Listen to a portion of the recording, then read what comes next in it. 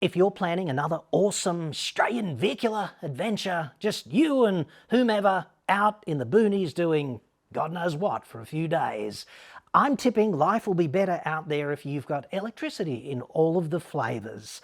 The stuff that you get out of the wall at home would be awfully convenient. A few USB outputs, tasty assortment there to keep digital whatever up and running. And if you're into the camping antiques, some 12 volts DC would be lovely as well, would it not? Well, I think it's awesome if you can just buy a box that's a turnkey solution. You don't have to bend your brain around the components and the wiring. You just pick it up and go. Speaking of picking it up, bonus points if it was just supremely portable without inducing a hernia. So this is the new Bluetti AC180, released in Australia today. I've been testing it for a couple of weeks. This review is not sponsored, but I did get the unit for free. I'll tell you all about it next.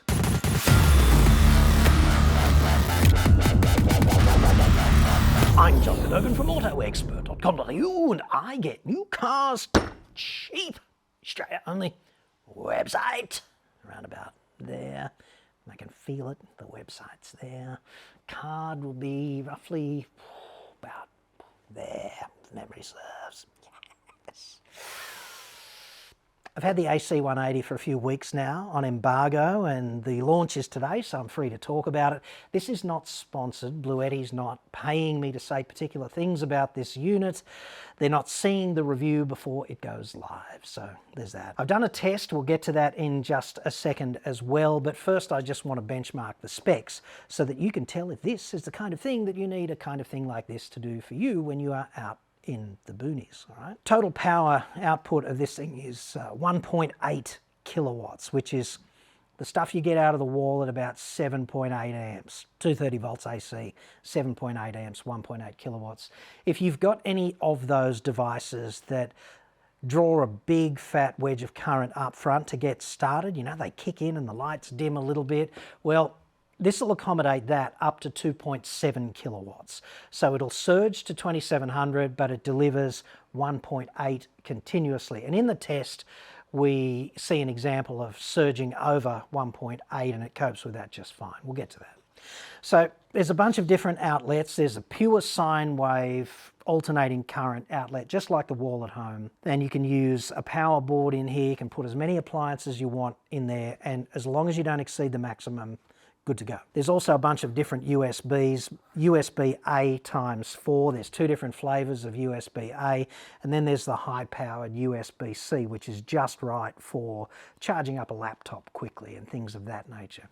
There's an inductive charge pad on the top for your phone. If you've got a phone with magnetic induction charging, then it'll do that as well. And then there's your Siggy lighter 12 volts DC out as well, if that is the kind of thing that lights your wick. You can put power into it a couple of different ways. The two most usual ways to do that I can think of, well, there's three, I guess. You can just plug in the 240 through the wall here. Or you can put solar in it.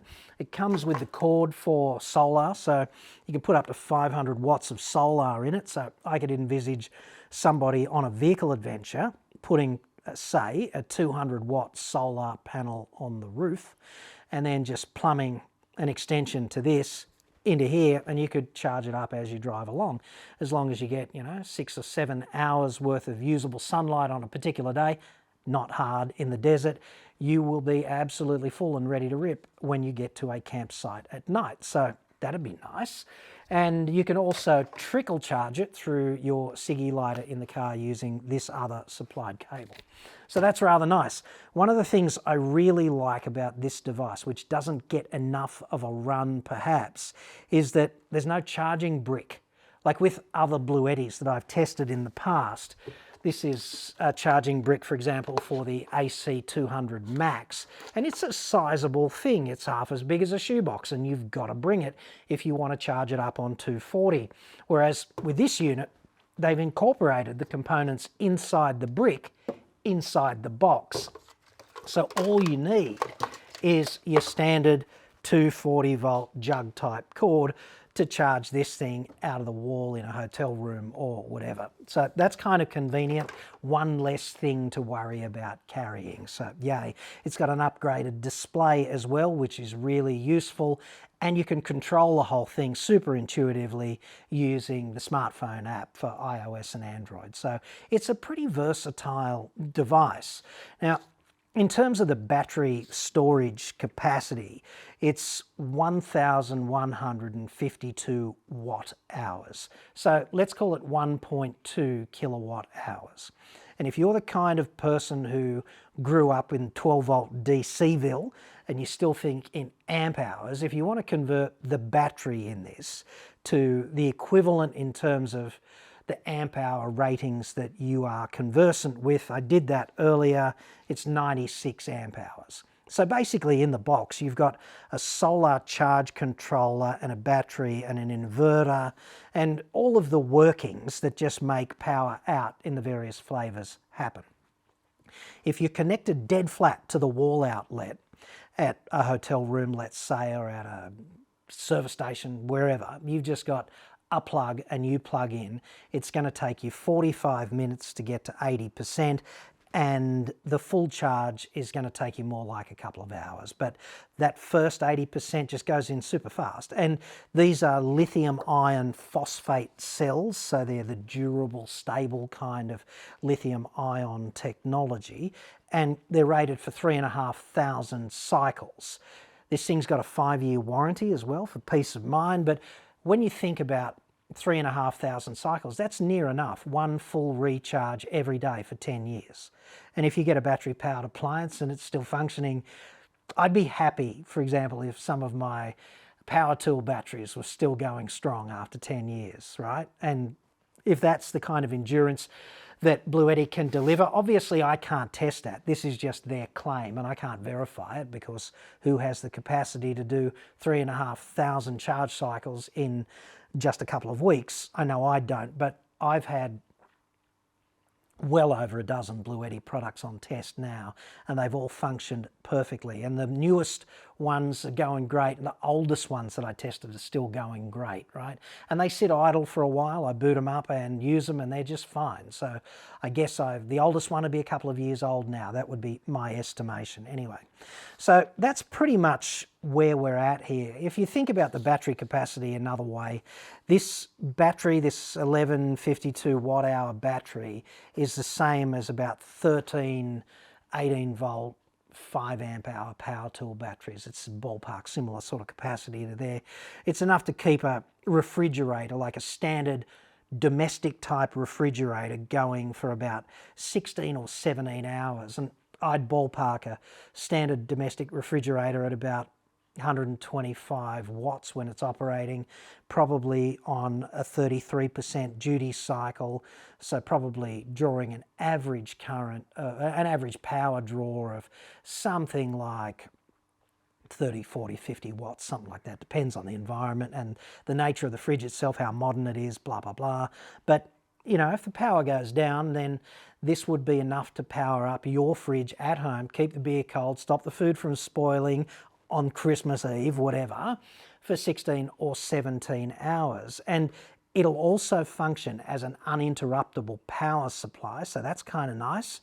And it's got an earthing point built in on the side here. There's an earth connection, so if you want to run a safety switch kind of protected device, then you can actually earth this thing properly. You could drive a copper stake into the ground and just, you know, it'll be properly earthed. So that's kind of nice as well.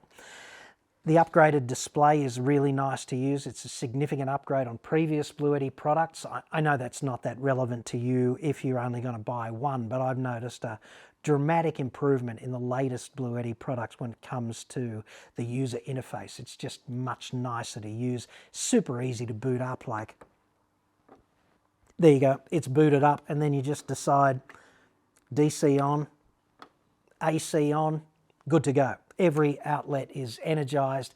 You want to charge up your phone, then there you go. It's on top and charging. So a politician, fair income, could do this. It really is that simple.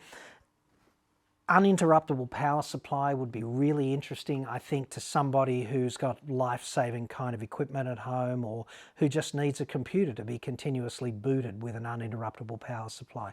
The response time to a power failure is 20 milliseconds. So That's pretty speedy. Compared to the AC200P, which is another unit that I raved about a few months ago. In fact, I've got it here. Just want to show you. Now, I like the AC200P. It's awesome, but I'm not running uphill with it anytime soon. In fact, it's near enough 60 pounds. This thing is 28.1 kilograms. Don't quote me on that, but if memory serves, 28.1, okay? So you're not going to be cleaning and pressing it too much, are you?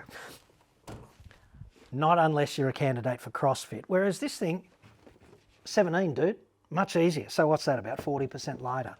And yeah, the battery is slightly smaller. It's about 1.2 kilowatt hours versus 2.2, I think, for the AC200 Max. Anyway, if we look at, this is 17 kilos, that is 28.1. And the dimensions of this, the other really exciting thing to me about this, and I don't know, I need to get out more perhaps, but this will fit into the footwell of row 2 in a ute. You can just put it in the footwell. The dimensions are 340 by 247 by 317 if you want to measure it up and just make sure it fits. It'll just sit in the footwell and you won't have to restrain it. You could obviously just put it in the seat as well, and the seatbelt will fit easily through these grab handles, no problem. I wouldn't leave it there unrestrained because a 17 kilogram projectile in a crash would be unthinkable, but the seatbelt will restrain this no problem. It's only as heavy as a fat kid, you know, so there's that.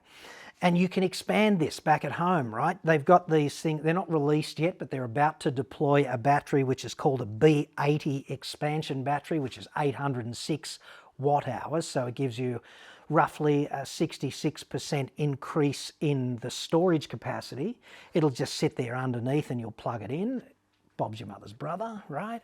So you can put a couple of them in place and you can expand the capacity at home to keep things running in a power failure, whereas you can just grab the unit itself and take it out on location if you want to do some work or go camping or things of that nature. The other thing that kind of really interests me with this kind of device is that a lot of people spend a lot of money putting a dual battery system and an inverter system in their 4x4, and it gets hardwired in. And those components, they're either going to leave a whole bunch of holes when you move on to a new vehicle, or you're going to say bye-bye to a whole bunch of expensive components if you leave it in place and sell the unit as is. And you're probably not going to get your money back if you leave it in place. So whereas this unit, 10 years worth of serviceability if you don't treat it badly, and you'll be able just to pick it up and carry it from your old vehicle to your new vehicle, but you can also take it onto the boat and you can bring it into the caravan or into your camper trailer. If you're building a shed in the boonies for your tree change life and you haven't got any 240 connected, you can do a bunch of work on site with one of these, and you can unfurl that 200 watt up to 500 watt solar panel, and you can just keep topping it up while you're using it. So for all these reasons, I just think it's a tremendously versatile bit of kit that doesn't need you to be a de facto electronics technician to get it running. And the other thing is there's a lot of energy in batteries, and you'd really want qualified engineers and technicians working together to eliminate the negative feedback mechanisms so that you don't Roman candle the hell out of yourself by DIYing it. So this is very versatile in the context of what you can use it for. All of that adventuring stuff, working on site off the grid, and then you come home and you plug the expansion battery modules back into it and the power goes down and you're up and running. You're the only house in the street with the lights on, which is good for being hated by the neighbours, and who doesn't want that, right? Now, the test. I put this through what I would categorise as a fairly severe test. I ran my mag drill for 38 holes, and 8 of the holes were 5.5 millimetres in diameter. They're clearance holes for screwing a fixture plate into wood, and then I drilled 30 10.2 millimetre diameter holes in a grid pattern in that fixture plate. And I made them 10.2 because that's tapping size for M12 course, like metric course 12 millimetre thread. Needs a 10.2 tapping drill. I'll show you the mag drill so you can see what I'm talking about. Stand by. Okay, so here's the mighty mag drill. It's actually heavier than the Bluetti. The thing about mag drills, right? Big electromagnet on the base, and then they're just like a mini drill press. And they're brilliant for drilling on location. They're brilliant for drilling things that you can't reach with a conventional drill press, right? Because the conventional drill press has got a throat like that, and if you need to drill in the middle of a big heavy piece of plate, you can't get it there with the drill press because the column gets in the way, right? So mag drills, nice and versatile. This one has 1.3 tons of magnetic clamping attraction on the base when you energize the magnet. So you get the drill in position, you energize the magnet, you're consuming power out of the battery because it's sucking itself onto the plate. And then you turn the drill on and then you drill. And what you'll see is there's a spike as the drill itself is energized and starts rotating. The spike goes up to nearly 1900 watts, which is 100 watts over the continuous operation capacity of the Bluetti, and it coped with that just fine. And it coped with it just fine for 38 holes. Okay, and what you see is a fluctuation in the sort of steady state power draw from say 600 watts up to about 8 or 9, whatever it was when I was drilling, and that's just as a result of the tool pressure. So at times I'm relieving the pressure and spraying a little bit of coolant in there to stop the drill from overheating. That's when the power draw comes down slightly, and then when I get back into it and we're cutting heavily again, it goes back up. So that's just explanatory in the context of what you're seeing on the display during that test. And that's a pretty severe test. It took a good hour or so of drilling, and the unit was energized the whole time, and I just thrashed it. So it works, and it lives up to its claim of exceeding the 1.8 kilowatt draw routinely without tripping. So that's kind of nice as well. I finished those 38 holes with 66% battery capacity remaining, and I was also charging my phone on top at the same time. So I'm confident that you could take this on location and charge up the power tool batteries and run some of those more consumptive devices as well, like a mag drill or a big radial arm drop saw or something of that nature. It would go just fine, subject to not exceeding the surge capacity and the steady state draw capacity, right? The other thing about that test is it took me about an hour to do those 30 holes, estimating. And if I'd had a 200 watt solar panel unfurled out there in the driveway, ran the wires back to the unit, it would have taken me 2 hours to just get it back to 100% sort of thing. And if you were camping that night, you'd have a full battery to run the lights and whatever else.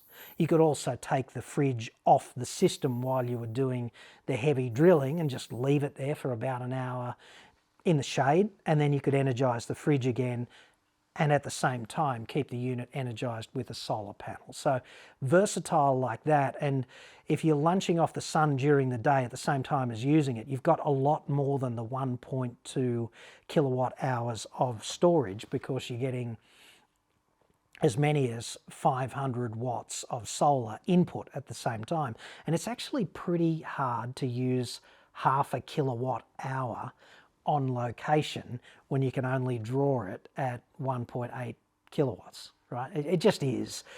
You'd need a lot of things running at once to exhaust it if you were pumping 500 watts of solar into it at the same time.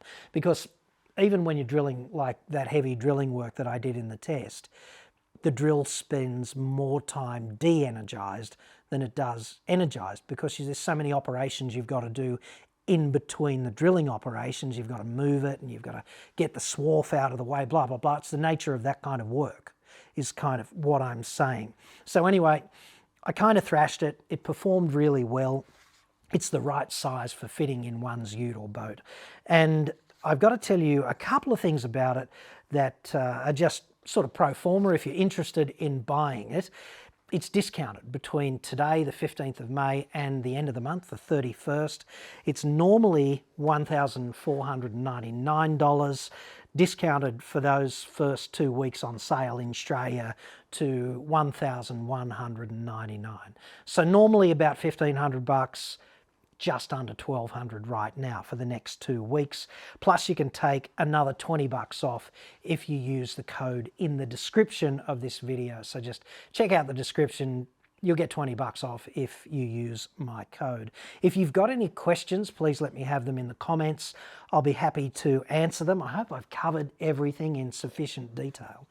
There's nothing wrong with a generator, I suppose, either, and generators are a cost-effective solution for 240 volts, but people are going to hate you if you run them at night, and obviously one of the big advantages of something like this is it's silent. And going out into the great Australian outback and just listening to your generator all night in the middle of the Simpson Desert kind of defeats the purpose. At least it does to me.